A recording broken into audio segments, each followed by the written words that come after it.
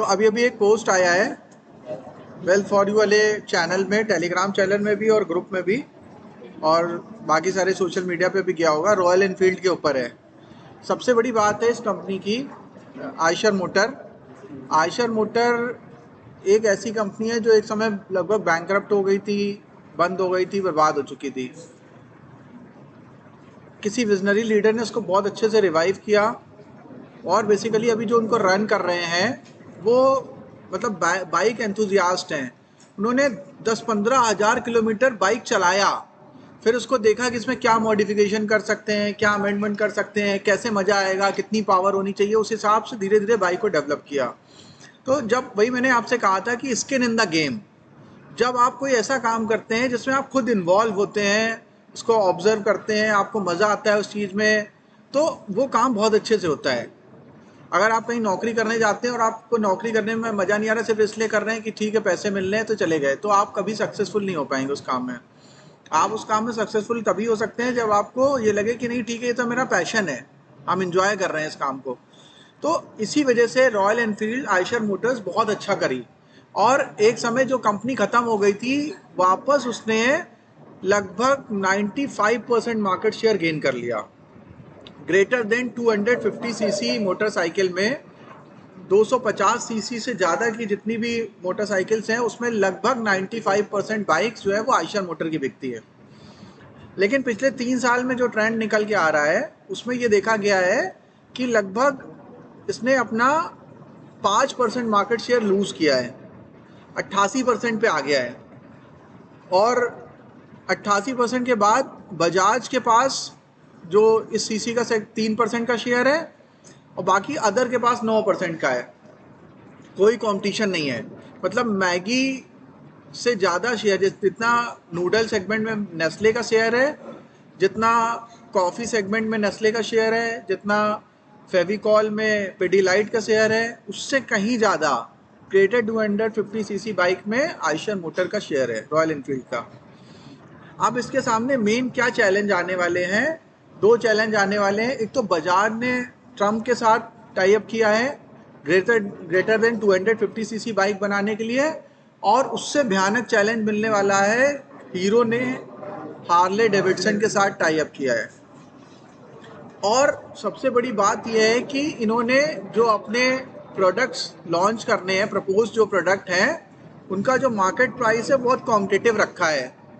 2-2.25 लाख की रेंज से ये स्टार्ट करेंगे। और इस समय रॉयल एनफील्ड की जो अच्छी बाइक्स हैं, जो अच्छे मॉडल हैं, क्लासिक या वो कौन सा आता है, मीटियोर, वो सब 3-3.5 लाख पे पहुंच रहे हैं ऑन रोड प्राइस। तो उससे लगभग 1 लाख रुपए सस्ता, मतलब रॉयल एनफील्ड की बाइक से 1 लाख रुपए सस्ता बाइक प्राइस पे हार्ले डेविडसन और ट्रम्प आपको मिलेगी इंडिया में। तो ये बहुत बड़ा कंपटीशन होने वाला है, बहुत बड़ा चैलेंज होने वाला है रॉयल एनफील्ड के लिए। अब ये देखना है कि रॉयल एनफील्ड इसको कैसे टैकल करता है। और मैंने भाई अपना पोर्टफोलियो से एग्जिट कर दिया है। एज ए डिस्क्लेमर मैं आपको बता दूं, कोई रिकमेंडेशन नहीं है। मेरे पास ये शेयर थे, मैंने प्रॉफिट बुक कर लिया है। 27-28 पे खरीदा था, शायद 3500 के आसपास बेच दिया। अभी 3300 चल रहा था इसका शेयर प्राइस देख लेते हैं क्या चल रहा है। आयशर मोटर की बात कर रहे हैं, 3300 चल रहा है। रॉयल एनफील्ड के नाम से शेयर नहीं मिलेगा, शेयर आयशर मोटर के नाम से ही मिलेगा, क्योंकि ये ट्रक भी बनाता है, बस भी बनाता है, लोडर भी बनाता है, ट्रैक्टर भी बनाता है। ठीक है, तो बहुत डाइवर्सिफाइड प्रोडक्ट है। मतलब ये मत सोचना कि ट्रम्प और वो आ जाएंगे, हार्ले डेविडसन आ जाएंगे तो कंपनी बंद हो जाएगी, क्योंकि इनके पास और भी प्रोडक्ट है, खाली बाइक ही मेन प्रोडक्ट नहीं है। लेकिन बाइक बहुत हैपनिंग प्रोडक्ट है, वो बहुत अच्छे से बिक रहा था इनका।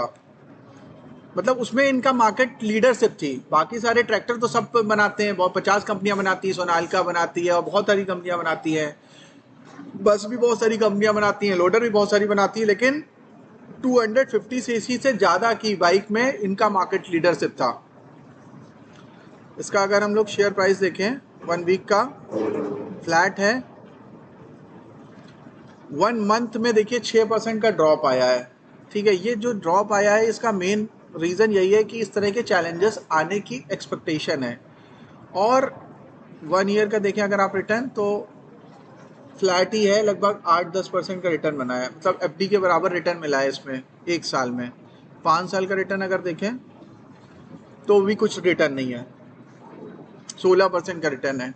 क्यों? क्योंकि कोविड आ गया, कोविड भी इसी समय था। कोविड में कौन बाइक चला रहा था, कुछ नहीं चला रहा था, और पेट्रोल कहाँ खर्च करेगा, पैसे ही नहीं आ रहा है, उसमें माइलेज इतना कम होता है, ठीक है, मेंटेनेंस बहुत हाई होता है, कार्बन एमिशन बहुत ज़्यादा होता है, नॉइज़ पोल्यूशन बहुत ज़्यादा होता है, प्लस यूटिलिटी व्हीकल नहीं है। अब आपको सब्जी खरीदने जाना है, दूध लेने जाना है, कहीं भीड़ भाड़ी सड़क में बार बार खड़ी करना, फिर टमाटर तो ला रहे हैं, फिर कद्दू ले रहे हैं, फिर आलू ले रहे हैं, वो जगह इतनी खाएगा, बार बार उसको आप उतरेंगे, खड़े करेंगे, बहुत दिक्कत है। मतलब अगर हम इस तरह का यूटिलिटी वर्क करने जा रहे हैं और भारी बाइक ले रखी, तो बड़ी उलझन होती है, चोट वोट भी लग सकती है, आपके भी लग सकती है और किसी और को भी लग सकती है। तो यूटिलिटी व्हीकल नहीं है। हाँ, आपको चलाने में मज़ा आता है, प्राइड, ओनरशिप में प्राइड मिलता है, लेकिन इस वजह से ये शेयर परफॉर्म नहीं कर रहा है। ओवरऑल कंपनी बहुत अच्छी है। आगे इसके और फंडामेंटल चेक करते हैं। अब हम लोग चेक करेंगे टिकर पे। ये पूरा पूरा आ गया। अब देखिए, अभी हम लोग देख रहे थे कि एक अननोन सी कंपनी थी, भारत इलेक्ट्रॉनिक्स, उसका मार्केट कैपिटलाइजेशन, इसका मार्केट कैपिटलाइजेशन लगभग बराबर है। 2700 शेयर हैं इसके पास, 27 करोड़ शेयर हैं। पी 35 का है, प्राइस टू बुक 7 का है, 1 रुपये की फेस वैल्यू है, फेस वैल्यू कमज़ोर है। 10 रुपये की फेस वैल्यू है, स्टॉक ज़्यादा अच्छे होते हैं। मतलब इसमें मलाई ज़्यादातर उतर चुकी है, क्योंकि स्प्लिट हो चुका है, अब फर्दर स्प्लिट नहीं होगा।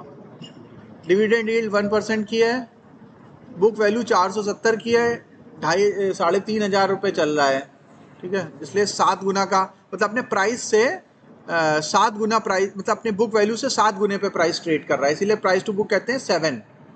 ये मतलब समझ में आया? प्राइस टू बुक का क्या मतलब हुआ? अपने बुक वैल्यू के 7 गुने पे उसका प्राइस ट्रेड कर रहा है। और ये पीबी जितना कम होता है उतना कंपनी ये है कि कम रिस्की है, ठीक है। कैश इसके पास अच्छा खासा है, 2,500 करोड़ का कैश है। डेट निग्लिजिबल है, आप जीरो डेट मान सकते हैं। 5 करोड़ का डेट है, 2,500 करोड़ का कैश रखा है, कोई डेट नहीं है, ठीक है, जीरो डेट कंपनी है। प्रमोटर होल्डिंग 50% अप्रॉक्स, ठीक है। अर्निंग पर शेयर 95 रुपीज़ का है, तो पी थोड़ा सा महंगा है।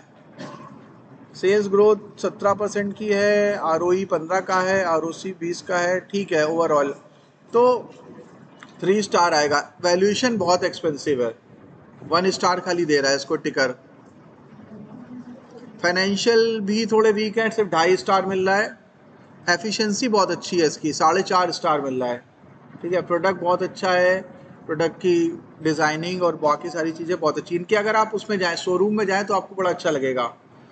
कितने लोगों ने शोरूम विजिट करा है? 2 ही 3 लोग गए। जितने लोग नहीं गए उनको जाइए, ठीक है, स्पेशली लड़कियां ज़रूर जाएं। वैसे लड़कियां इस प्रोडक्ट को पसंद नहीं करती हैं, ठीक है। तो आप लोग जाके देखिएगा, बड़ा अच्छा, मतलब स्टूडियो टाइप का बना के रखते हैं। मतलब आपको ये लगेगा कि कोई स्टूडियो में आ गए हैं। खरीदना नहीं खरीदना अलग बात है, लेकिन आपको वहाँ जाना जरूर चाहिए। वहाँ के जो ड्रेस भी बेचते हैं साथ में कॉम्प्लीमेंट्री, कैसे उन्होंने स्टूडियो बनाया, उससे आपको बहुत फील आती है। आगे कभी बिजनेस एक्सपैंड करना हो तो आपको काम आएगा। आयशर मोटर के बाइक वाले शोरूम में जरूर विजिट करनी चाहिए, खरीदे चाहे ना खरीदे। ये इसका पीयर कंपैरिजन है।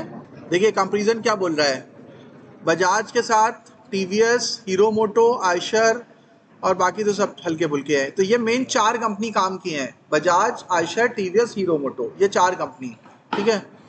होंडा लिस्टेड नहीं है इंडिया में, होंडा इंडिया की कंपनी है नहीं, लिस्टेड नहीं है। बजाज का प्राइस चल रहा है 4800 का, टीवीएस का चल रहा है 1300 रुपये का, हीरो मोटो का चल रहा है 3100 रुपये का। अब प्राइस टू बुक देखा जाए तो सबसे फेवरेबल है हीरो मोटोकॉर्प का। फिर पी रेशियो देखा जाए तो वो भी हीरो मोटोकॉर्प का सबसे फेवरेबल है, ठीक है। बजाज का भी ठीक है, दोनों दोनों पॉइंट्स बजाज के भी ठीक है।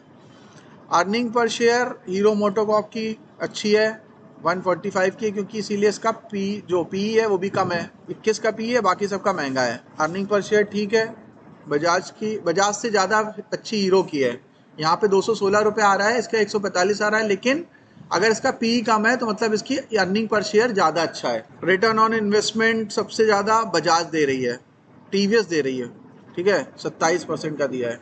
ये चारों कंपनियां बढ़िया हैं इंडिया में।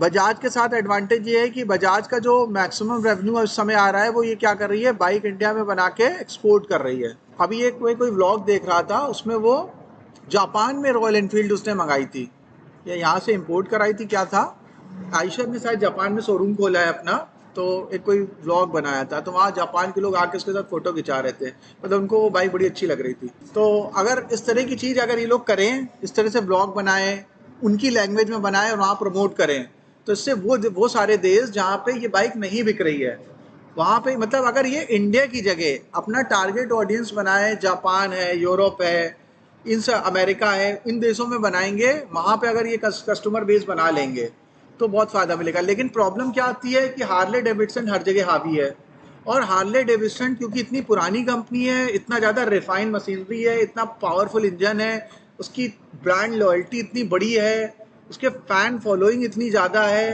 कि इन सारे देशों में उसको रॉयल हार्ले डेविडसन को हिलाना बड़ा मुश्किल है। उसके लिए फिर इनको बहुत कॉम्पिटिटिव प्राइसेस देनी होगी, और कॉम्पिटिटिव प्राइसिंग देने के चक्कर में क्या होगा, फिर प्रॉफिट मार्जिन खत्म हो जाएगा, तो प्रॉब्लम है।